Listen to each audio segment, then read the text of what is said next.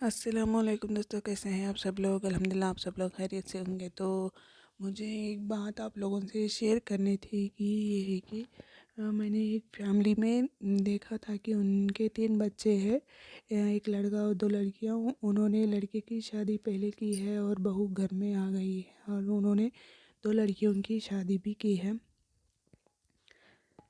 तो बहू को पसंद नहीं कि अपने ससुराल में रहे, बहू को पसंद है उसके मायके में वही रहना है। तो बहू की अम्मी को भी ससुराल में अपनी बेटी को रखना पसंद नहीं, और अगर रखेगी भी तो अलग रहना। इसीलिए वो हमेशा बहू की माँ कुछ ना कुछ अपनी बेटी को कुछ ना कुछ सिखाना, आए दिन घर में कुछ ना कुछ गड़बड़ हो जाना होता था। कोई नहीं थे, ना देवरानी ना जेठानी, कोई भी नहीं, सिर्फ सास ससुर और बेटा बहू, इन चारों का ही था। कोई आडी पोडी नहीं थी। काम करना, झाड़ना, बर्तन धोना, कपड़े धोना, पकाना डालना ये रहता था, लेकिन उसको ये सब कुछ करना पसंद नहीं था। तो वो आराम ही चाहती थी, हमेशा आरामी आरामी। तो उसने कुछ ना कुछ गड़बड़ करके अपने मायके चले गई।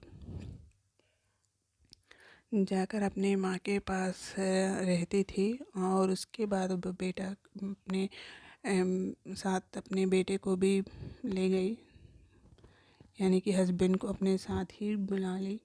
तो बेटा ये नहीं सोचा कि मेरे माँ बाप मेरे बिना कैसे रहेंगे, उनको साझेदारी कौन देंगे इस उम्र में, ये कुछ नहीं सोचा था। वो भी अपनी बीवी के साथ चला गया।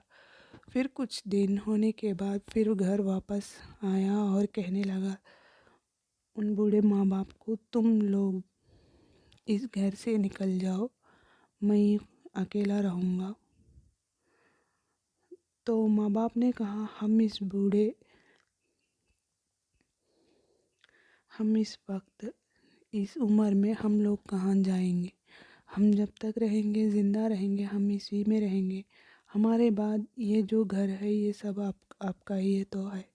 तो उसने बेटे ने कहा, नहीं नहीं, मैं अकेला ही रहूँगा, तुम सब निकलो यहाँ से, मुझे घर के कागजात दे दो और तुम निकलो। इस तरह से आकर बहुत सारा गड़बड़ कर दिया, बहुत चिल्लाया, सामान भी अदल पुदल कर दिया था।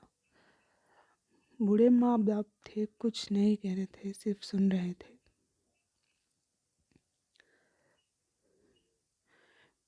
मैं एक ही कहना चाहती हूँ, प्लीज़ दोस्तों, आप अपने माँ बाप से ऐसा कुछ मत करो। वो हमें पालने के लिए अपनी जान लगा दी है। इस तरह बूढ़े माँ बाप को इस तरह मत सताओ, अल्लाह के वास्ते। हमारे लिए जान देते